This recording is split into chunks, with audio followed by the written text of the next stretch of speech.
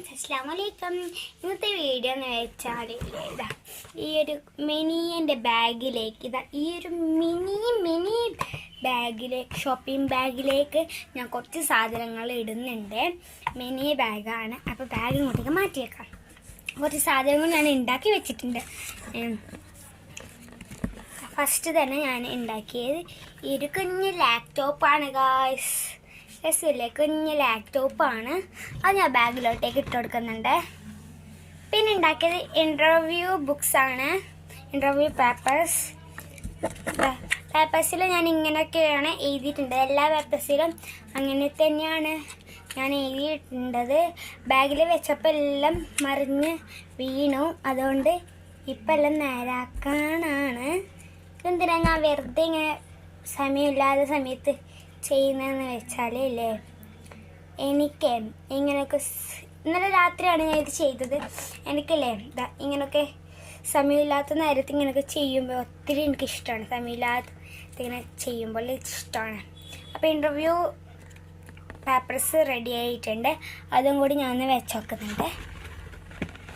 ശ്രദ്ധിച്ചിട്ട് വേണം വെക്കാൻ. അടുത്തത് എക്സാം പേപ്പറിൻ്റെ ഫയലാണ്. ഫയൽ ഞാൻ നേരത്തെ പോലെ ചെയ്ത പോലെ തന്നെയാണ് ഞാൻ ഉണ്ടാക്കിയിട്ടുള്ളത്. ഇത് ഉണ്ടാക്കുന്ന വീഡിയോ ഒക്കെ ഞാൻ അടുത്ത വീഡിയോയിൽ നിങ്ങൾക്ക് കാണിക്കുന്നതാണ്. ഇത് വേറെ ഒരു പേപ്പറിൽ ഇങ്ങനെ എഴുതിയിട്ടുണ്ടാണ്. ഒന്നിതാ ഈ ഒരു ബ്ലൂ മഷി സ്കെച്ചിലും ഒന്നിതാ ബ്ലാക്ക് മഷി പെന്നിലുമാണ് ഗൈസ് ഞാൻ അങ്ങനെ ചെയ്തിട്ടുണ്ട്. നമുക്ക് ഇതിലേക്ക് വെച്ച് കൊടുക്കാമെന്ന് ഓരോന്നായിട്ട് ഞാൻ വെച്ച് കൊടുക്കുന്നുണ്ട്. ഇങ്ങനെ വെച്ച് കൊടുക്കുമ്പോൾ ഒരു രസം എനിക്ക് സന്തോഷമാവും കേട്ടോ.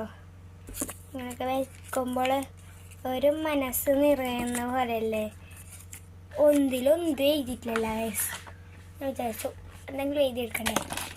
ഒന്നിലൊന്നും എഴുതിയിട്ടില്ല. ഞാനായിട്ട് സ്കെച്ച് എടുത്തിട്ട് ഒന്നെങ്കിലും എഴുതായിരുന്നു.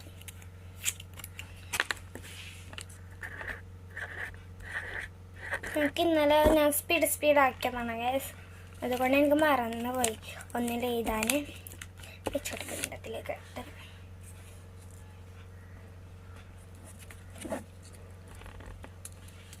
അങ്ങനെ എക്സാം പേപ്പർ റെഡി ആയിട്ടുണ്ട് ഫയലിൽ. അങ്ങനെ അതും കൂടി വെച്ചെടുത്തു. ഇനി 2 നോട്ട്ബുക്സാണ് ഗൈസ് ഞാൻ ഉണ്ടാക്കിയത്. ഒന്നിതാ